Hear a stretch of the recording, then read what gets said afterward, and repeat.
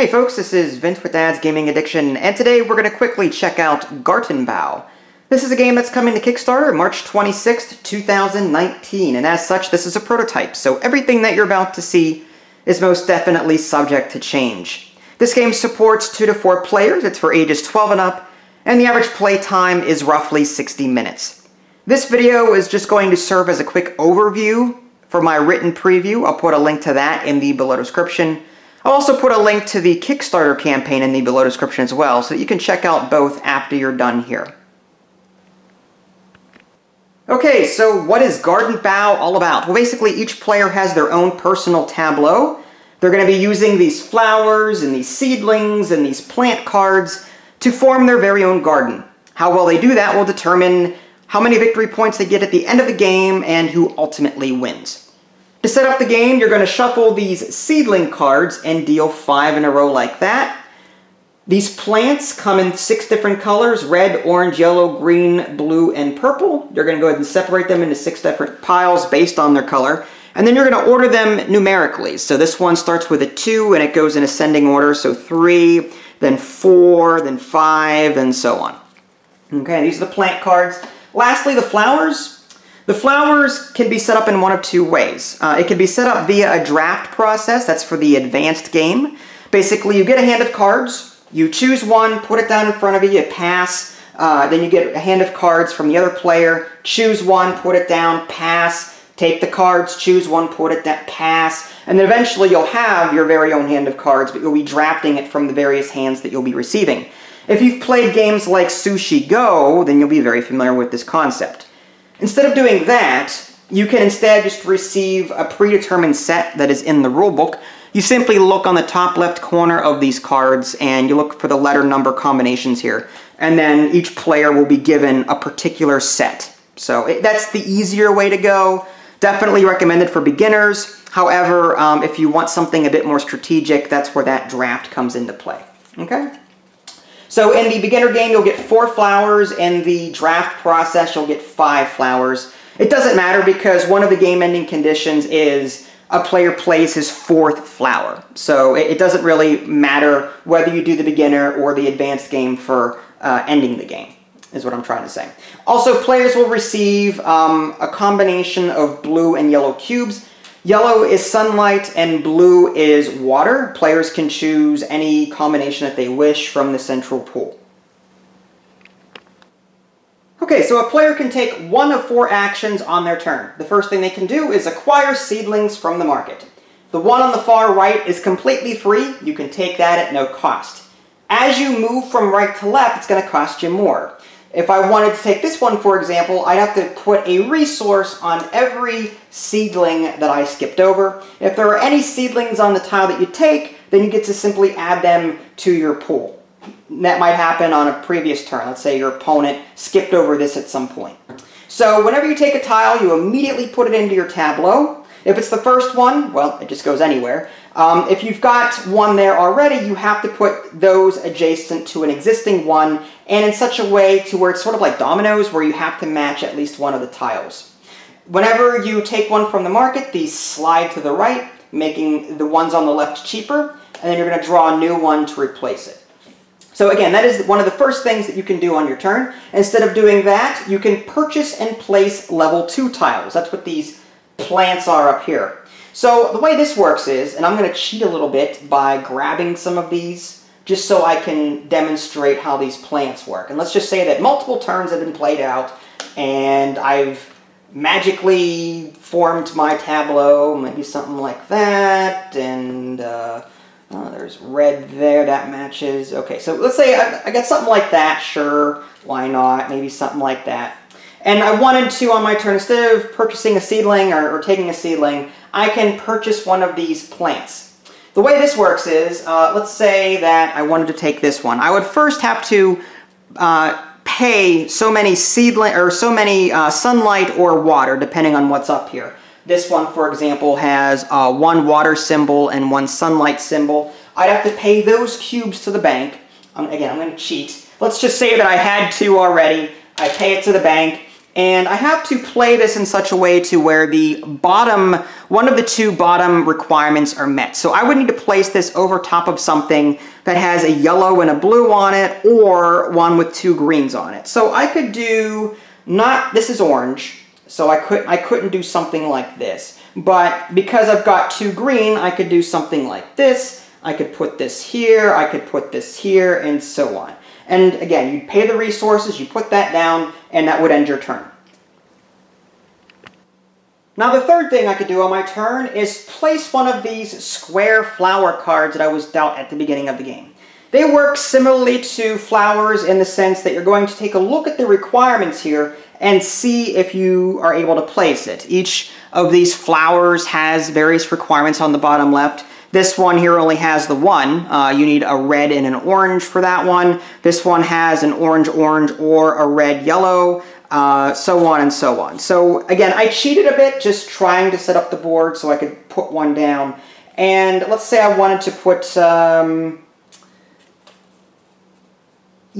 one will work. I've got this red-yellow here, and I've got a red-yellow here. So again, you're going to match these up, and you're going to place these over top like this, and then at the end of the game, this will factor in for endgame scoring. Whenever you do something like this and you place a flower in your garden, you can take 3 resources from the bank, but you can't take more than 2 of the same resource. So I could do 2 sun and 1 water, or 2 water and 1 sunlight if I wanted to do that.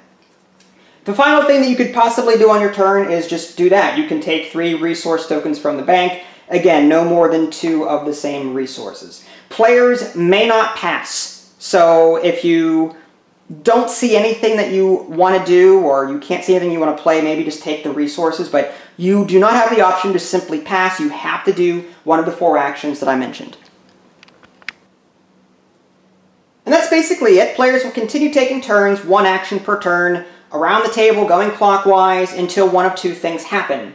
If the last seedling is purchased from the market, or a player has played their 4th flower tile, then the game will end. Well, at least it'll signal the game's end. Players will continue until you have an equal number of turns. So let's say in a 4-player game, I went first, and let's say Johnny over here to the left ended the game, then Sam and Chuck would get to take 1 final turn. When it comes back to me, that's it, because I started the game off. We each had an equal number of turns. Now the game officially ends. Players will earn points a number of different ways. These seedlings are worth nothing. They do nothing. So you definitely want to try and cover them up where at all possible. Then you take a look at these plants that you've put down. There's a little victory point counter here. Now, this is where the meat and potatoes are of the game. And I gotta say, this is probably my favorite part of the game. And this is what makes the game so strategic to me.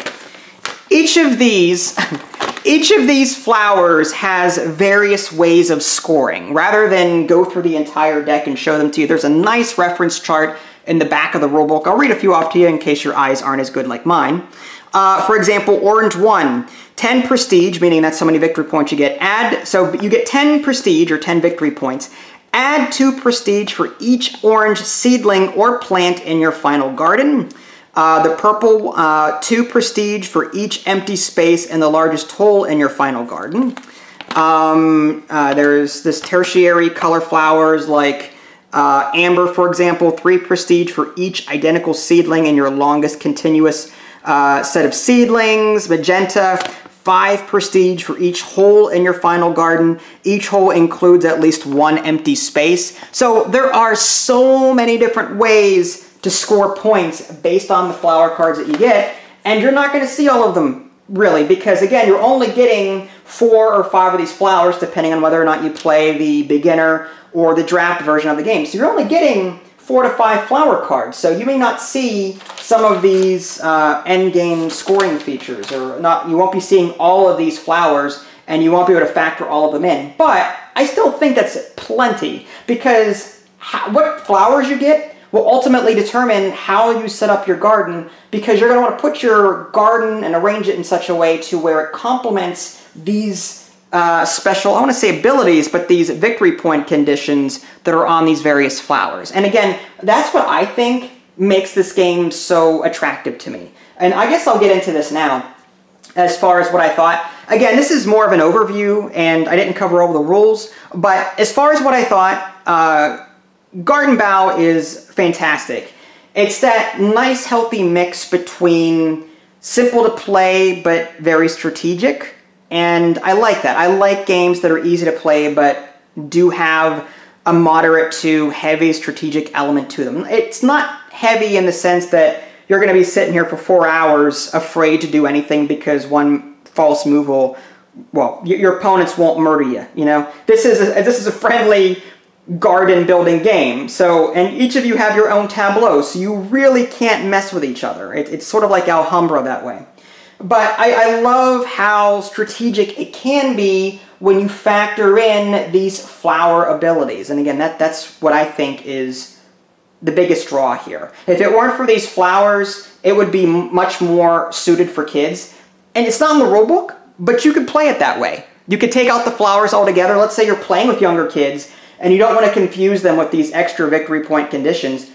Take out the flowers, just play with the seedlings and the plants, and then count up how many victory points you get for the flowers that are, or the plants that are on top. That's all you have to do. Take out the flowers and just keep these, and then you get victory points for each plant that you have at the end of the game. You could do that if you want to play an easier game. Not in the rule book, but for those of you that know me, I'm a big house ruling kind of guy. So you could do that if you wanted to. For a prototype, this is pretty well put together. Granted, the box is, well, it's just flimsy. Yeah, it's prototype, okay? It's a prototype. I'm going to definitely assume that the final copy of this game will be much better production. But for what it is, it's the art. The cards are flimsy, but the art is incredibly attractive. From across the room, I can see these colors, and I'm happy with the way this game is so far. And I can't wait to see how it looks when it's all said and done. The Kickstarter campaign, like I said, will be launching March 26, 2019 through April 22nd, 2019. And get this, one tree will be planted for each Kickstarter backer and every copy sold. That's a nice little bonus there. I love it when developers actually do that.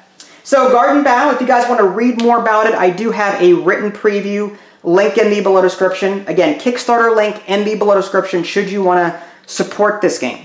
All right, well, this is Vince. Thanks for watching, and I'll catch you guys next time. Take care.